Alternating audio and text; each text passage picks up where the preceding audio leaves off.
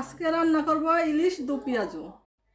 ইলিশ মাছ ধুয়ে লবণ মেখে নিয়েছি, পেঁয়াজ কুচানো, মশলা আদা জিরা কাঁচামরিচ রসুন একসাথে বাটা হয়েছে, টমেটো। তেল দিয়ে দিছি, এখন পেঁয়াজটা ভাজবো। পেঁয়াজটা আগে ভেজে রেখে দিব। পেঁয়াজ ভাজা হয়ে গেছে, এখন উঠিয়ে নিচ্ছি। কালো জিরা ফোড়ন দিচ্ছি, ওই তেলেই সম্বারটা দিব। মাছের পরিমাণ মতন হলুদ, বাটা মশলা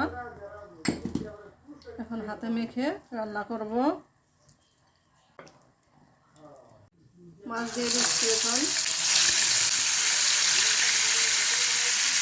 এখন মাছটা উল্টিয়ে দিচ্ছি।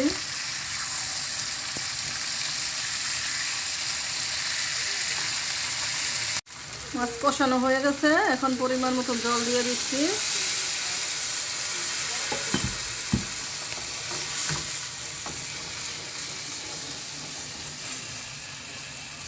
দিয়ে দিচ্ছি টমেটো।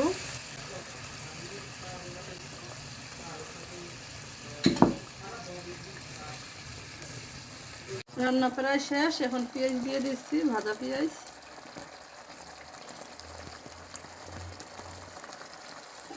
রেডি হয়ে গেছে ইলিশ দু পেঁয়াজু।